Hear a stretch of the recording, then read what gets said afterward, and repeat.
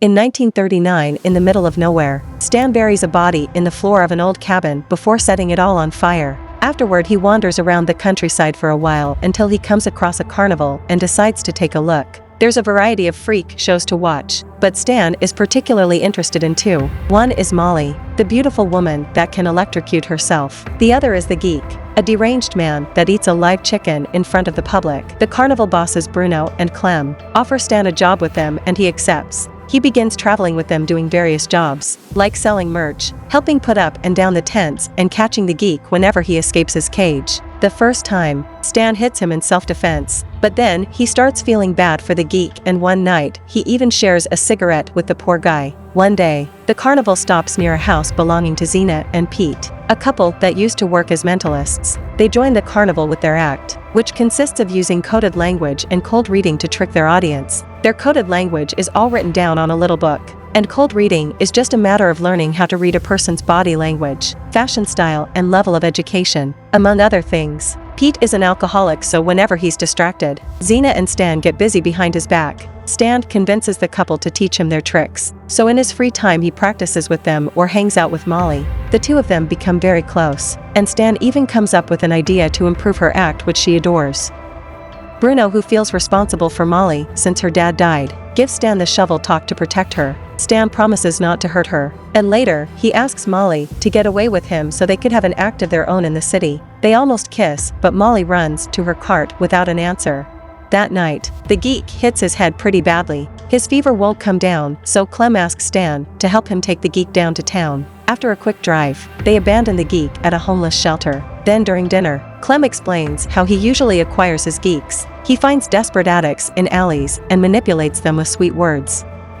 Later, after their practice, Pete begs Stan to get him a sugar cane bottle from Clem's stash, and Stan complies. When Pete falls asleep, Stan tries to take a look at his code book, but Pete suddenly wakes up and takes it away from him. He explains the book can be misused, and the man starts believing he truly has the power, which takes him to hurt people. The next morning, Zena finds Pete dead. Many days later, the police arrive at the carnival to shut it down for illegal practices. When they go to Molly to get her for indecency, Stan quickly cuts in and activates the electricity as he pushes the deputies back, pretending he's saved their lives. Then, he begins using his new cold reading skills to pretend he's in contact with the sheriff's dead mother, who asks his son to be merciful to these poor workers. The sheriff falls for it and agrees to leave with his men, so the carnival has effectively been saved. Molly is so impressed by Stan's quick thinking skills that she finally agrees to run away with him. The two of them kiss, and right after Molly admits she's never gone all the way with a man, Bruno finds them and begins beating up Stan. Fortunately, Molly stops Bruno as she explains she loves Stan and will be leaving with him. In the morning, Stan gives his last goodbye to Zena, who allows him to keep Pete's book because he's earned it. 2 years later, Stan and Molly have a very successful psychic show among the wealthy elite of Buffalo, where a blindfolded Stan guesses people's possessions following Molly's verbal cues.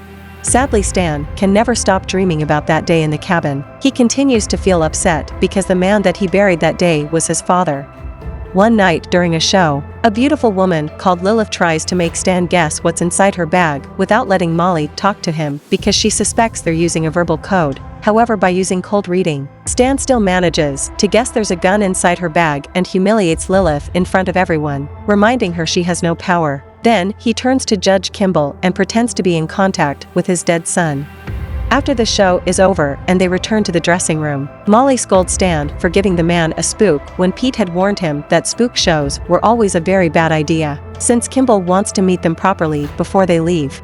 Molly convinces Stan to tell Kimball the truth and offer closure. However, when the meeting finally happens, and Kimball offers good pay if Stan comes to his house for a private consultation with his wife, Stan breaks his promise to Molly and takes the job. Lilith also stops by and leaves Stan her card, which presents her as a psychologist. The next day, Stan visits Lilith at her office, where she has recordings of every therapy session with her clients, including Kimball. Stan admits he uses tricks for his show and explains how he does it, which fascinates Lilith because his cold reading uses elements of psychology. So when Stan asks for information about Kimball's private life, Lilith accepts in exchange for being Stan's therapist, and he agrees. After Lilith tells him all about Kimball's dead son, she begins making questions of her own, calling Stan out for his fear of alcohol and getting him to admit he maybe killed Pete, who Stan saw as a father figure better than his real alcoholic, abusive dad. In the meantime, Stan and Molly's relationship begins to deteriorate, and every time Molly calls Bruno to check on her old friends, she admits she misses them and ends up in tears.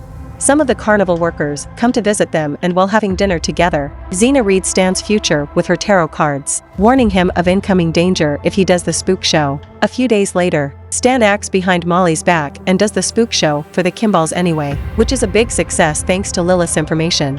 To give Kimball's wife peace, Stan tells her that her son is sure they'll reunite again someday. After the show is over, Stan visits Lilith and offers her half of the money. Lilith turns it down, but she accepts to keep it all in her safe so Molly doesn't see it. Stan also gives her some big news. Kimball is so impressed with him that he wants him to do a private show for a friend, and Lilith promises to look into it during her next session with Kimball. Sometime later, Lilith calls Stan to tell him what she's found out. This friend Kimball wants to introduce Stan used to be Lilith's patient for only a very brief amount of time. He's unpredictable, powerful, and extremely dangerous. Stan wants to do the show anyway, so Lilith tells her the little she knows. When the time comes to do this new show, Stan goes to a rather fancy building and is welcomed by bodyguard Anderson, who pats him down before he's finally allowed to meet Kimball's friend Grindel. Strangely, Stan isn't taken to an office or a room. Grindel is a very private person that doesn't go out in public, so before he shares anything with Stan, he makes him sit on a lie detector right there in the middle of a hallway. Stan begins answering the questions, but he's afraid of being found out, so he interrupts the interrogation by saying he's being contacted by the spirit of a dead woman called Dory, whom Grindel forced to have a miscarriage. The employees stay skeptical of Stan's abilities because the machine has mixed results. But Grindel is convinced Stan is the real deal because he couldn't just have guessed that. After the show is over, Stan goes to see Lilith to inform her of his success. Grindel wants more shows in the future, but Lilith refuses to share more information. This guy is dangerous, and she's the only one that knew about the miscarriage, so if Stan slips it'll get her in trouble too. While Lilith's in the bathroom, Stan makes an imprint of her keys on his notebook, but she isn't done with him yet. Lilith comes back to the office and shows Stan a scar on her belly, warning him again about the dangers of messing with powerful people. Stan ignores the warning and kisses her scar, marking the beginning of an affair between them. Once working hours are over, Stan returns to the office using a copy of the key he's made and access Lilith's recordings to find out more about Grindel. He also bribes an employee at the Department of Health to have access to the possessions found on Dory's body when she died, including a picture that shows Dory looks a lot like Molly. The next session with Grindel is also a success thanks to all this new information, but things get awkward when Grindel asks Stan to make Dory's spirit appear before him. Stan tries to dodge the request, saying Grindel needs to be pure of heart to see her, but Grindel pushes some extra money in his hands to make it happen. Afterward, Stan takes the money to Lilith's safe, and she gets him to finally start drinking. The following day, Stan tries to convince Molly to play Dory, but she doesn't think it's a good idea. Their talk is interrupted by Anderson, who's come to pick Stan up, but also to give him a warning. He's fond of his boss and owes him a lot, so he threatens Stan not to do anything weird or hurtful. Then Anderson takes Stan to see Grindel, who gets furious when Stan pulls the same old message tricks. Stan better make Dory appear or Grindel will make him regret it. Meanwhile, Kimball's wife can't stop thinking about Stan's words from her son saying they would reunite someday. While sharing a meal, she takes out a gun and ends things for both her husband and herself so they can be with their son again. Back to Stan. He convinces Molly to play Dory so they can get this over with. While Stan gets everything ready, Molly looks at the sketches of Dory in Stan's book to get her look right, but she's shocked to find he's been sketching Lilith as well. Now she knows of the affair, Molly decides to leave, leaving a note for Stan when he comes back. Stan rushes to the station to stop her, scaring Molly with his forceful words and stench of alcohol. At first, Molly refuses to cooperate, but he convinces her to change her mind by promising she's allowed to leave for good after she helps him survive the show. When night falls, the duo gets everything ready at the garden Grindel built for Dory. After sending Anderson back inside with the excuse of privacy, Stan starts the seance and wanting to be pure of heart for Dory. Grindel confesses all his sins, saying he's hurt many women through the years as if that could help him find Dory again. At that moment, Molly appears at the end of the garden dressed as Dory and covered in fake blood. Unfortunately, the plan is ruined when Stan can't convince Grindel to stay behind to pray. Instead, Grindel runs to Molly and hugs her before realizing she is not really Dory. Furious, Grindel hits Molly and calls for Anderson, who is inside hearing the news of the Kimball's deaths on the radio. Stan shuts Grindel up by punching him until he's dead. Then he runs with Molly to the car as Anderson comes out and begins shooting at them. It doesn't take him long to catch up with them, but as soon as Anderson comes near, Stan hits him with his car twice before leaving. The car is taken to an alley where Stan starts breaking the windows so it looks like it had been stolen. Molly is horrified by this man she can't recognize and slaps Stan before finally leaving him for good. Afterward, Stan goes to see Lilith so he can get his money back and escape the city.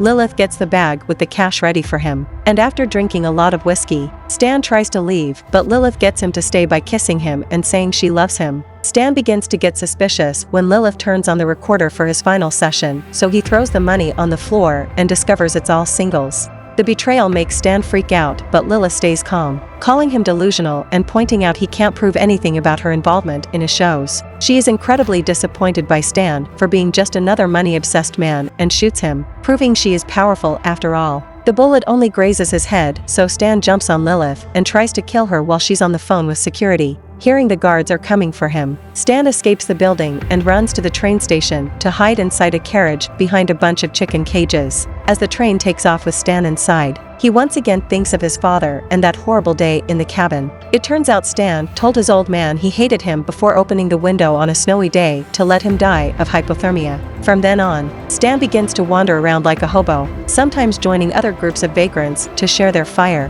One night, after Stan exchanges his father's watch for alcohol, Stan sees an ad in the newspaper promoting Xena's new show. He decides to look for a job at the nearest carnival, but the boss isn't interested in his mentalist tricks because they're too old-timey. However, he does have another position for him. As soon as he realizes he's being given the geek speech, Stan laughs and accepts, saying he was born for it. The movie ends here. Goodbye, and see you again.